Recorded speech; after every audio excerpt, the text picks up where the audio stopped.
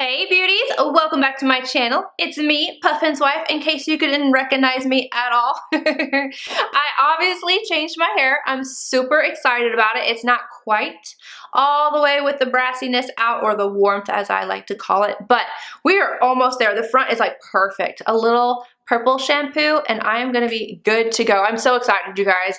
I cannot thank my stylist enough because he's amazing. He stuck with my brat butt and I appreciate it so much. But I just wanted to address this because obviously it's a major change and I am obsessed with it.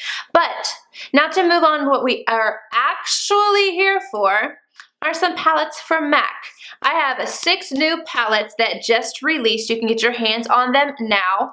I think these are so cute. What I am going to do is I'm going to show you each of the 6 palettes. I have pictures in natural lighting for you so you can see what they really look like, the best of my capabilities. I use my daughter to swatch on because mama has too many tattoos. Then I'm going to give you my first impressions of the one palette that I use, only because obviously I have not used all of these. I have not had time yet, so I'm going to tell you guys what I think about them, about the packaging, the quality, all of that, and then I'm also going to do a tutorial using one of the eyeshadow palettes. The one that I used is Prissy Princess. I achieved this look here. If you want to skip ahead, go ahead. It's all the way at the end. The first one I'm going to show you is Rockin' Rebel. All of the palettes have 8 shadows in them and then a highlighter. The package is super sleek. They're all cardboard. They all have their own theme going on with them. This one is obviously blue and green. I mean, look at this. So cute. And it also has this guy in there that names, or has all the names of the shadows that lay right over top. Now, I've already lost a few of them, so when I show you guys the swatches, I'm not even going to bother trying to name them, but all of these are not permanent shadow. So you're not going to get anything that you already have in your collection. Maybe you already have like a similar shade, but none of these can you get in the permanent MAC line. So here are the swatches for this palette, and you have several shimmer shades in here, a few mattes, and then obviously the highlighters at the end. I tried to just blend those out so that it wasn't like a swatch, but like a blended look of the highlighter. Next we have Mischief Minx. Look how cute this is. So we've got the leopard print and then the inside. This one, okay, it took everything for me not to use this. If I still had my brown hair, I probably would have like just given up and done it. But obviously the warm tones, and they are stunning, you guys. These are so beautiful. Several shimmer shades in here. I'm going to go ahead and show you the swatches. And then that reddish color, oh, it's so pretty. And I actually really like the highlighter, not for my skin, but for the eyes. Beautiful. Fashion Fanatic. This one has more of like a kind of graffiti artsy look to it. You can kind of tell what tones are in the palette based off the colors of the palette. So obviously this one's going to be the more warm tones just based off that. This one's obviously the blues and the greens, and then this one has pinks and purples in it. This is what this looks like. Actually, really love this shade right here. I think it's so pretty. It's like a muted purple. It's like pastel. It's gorgeous. Here's the swatches for that. And the first shade was the only one that I wasn't really thrilled with. It's just not as pigmented as you would anticipate when you're looking at it, but everything else, just swatch-wise, was good. Next we have Prissy Princess. We've got the light pink packaging with the polka dots. How cute is that? And then on the inside we have what I would consider to be a very cool toned, very natural kind of look going on here. This one you could definitely smoke it up or wear it more like what I have right now, which is just a lighter, more like airy, ethereal kind of look, but you can definitely get like more of a smoky eye with it. Power Hungry. Obviously we've got the gold, so what do we expect to be on the inside of this one? Some gold and brown shadows. This is the one I was wanting to use today. Like when I woke up I was like, okay, I'm not using the warm tone one, but I'm going to use this one, and then I just switched it. Last second I was like, no, I'm going to use the pink one. Here are the swatches for this one. I do think that that first shade is going to be perfect for setting the eye. I love a palette to have a tone like this. It's not quite Blanc type, but it's really good. And then the highlighter I think is super gorgeous as well. It's so gold, and I am down for it right now. I really am. And then the last one is Basic Bitch. Now, I feel so weird saying that on camera. I don't know why. but I do, and I really thought that maybe this one would not be at certain retailers, and it might not be, but I was kind of shocked. It's at Nordstrom. I mean, obviously it's in my hands right now.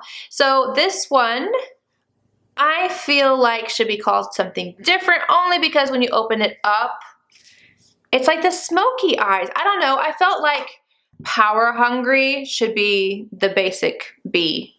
Or like one of the ones that just had more neutral tones, or natural tones, that's what I meant to say. And not that this one doesn't, but I don't know.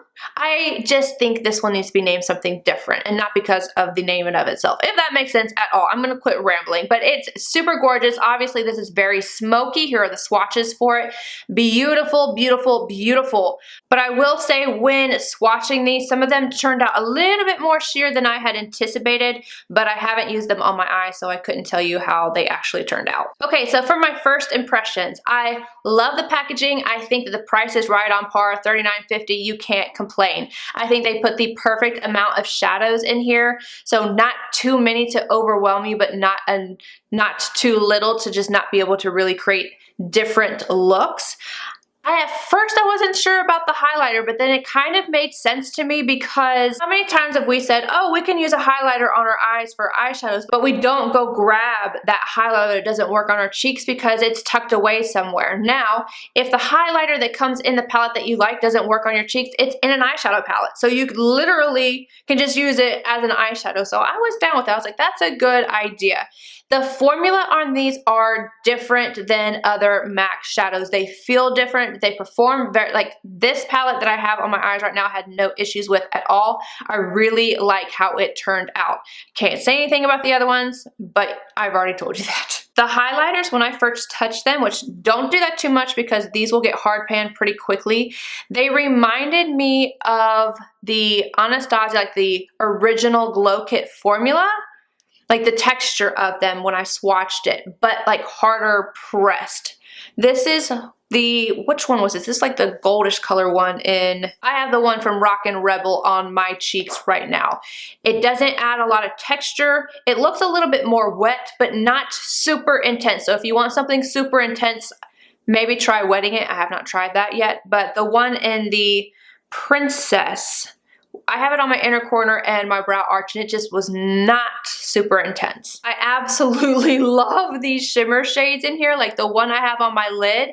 I think they feel so good. They don't feel or react like the luster ones. Like luster eyeshadows are just luster eyeshadows. They're a little bit more chunky. They're not as easy to work with, but it's a whole different look. Like I've said in the past, MAC has several different formulas and textures for their eyeshadows, many more than what a lot of companies have. So just keep that in mind. If you don't like one eyeshadow, that doesn't mean you're not gonna like them all. But the sparkly eyeshadows in here, I live for. I put them on with my finger, and I just think they are wet and sparkly and beautiful. Also really like, and not everyone's gonna buy all the palettes, but I love that they go together like this.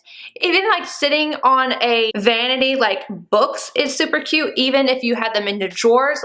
Look how cute that looks together. I love that. I really do. I like that the packaging for me is perfect. I am obsessed with them. Some of the shadows I feel like didn't swatch as well as I would anticipate. Like when I blend it out on my hand, it just doesn't look like I thought it would. But like I said, I haven't used them, so I'm not sure how they're going to turn out. But the texture of them feel very buttery, very nice. All right, I'm gonna go ahead and get into this eye look. Stick around if you'd like to see it. Tom Ford number 13, and I'm taking the very first large matte shade. I'm gonna throw this into the crease. I didn't know how much pigmentation it would have, and I probably just should have set my eye with it, but I didn't, so whatever, it's going into the crease. Taking that same brush and the pink right beside it, and I'm going to use this a little bit more as the transition because the other color, like I said, I should have just set my eye with it. Like, I didn't think about it. Tom Ford number 18, I'm going in with that gray shade to the right of the pink one. And I'm just deepening up the crease a little bit with that one. I didn't use the one below the pink just because I didn't want it to be too deep. I really just want this like light ethereal kind of look. Who knows if it'll actually turn out that way, but you know, intentions. MAC 221 and the bottom right hand shade, and I'm gonna deepen up this outer outer V, but I'm going to kind of go in halfway. And I'm using a fluffy brush because I don't want it to be too pigmented. I'm just blending this out and going halfway into the crease and just going up here. Same brush in the large, darkest shade in the palette. I'm just going to spot this right on the outer corner because I want to get some depth in here. Taking my finger in the silver sparkle shade. Oh, look at that. Oh, that's so pretty. And I'm just popping this all over the lid, making sure to blend over the edges of the other shadows. Lower lash line, I'm going to use the pink we used in the crease, the second shade, on a notched contour, and just smoke this out a little bit.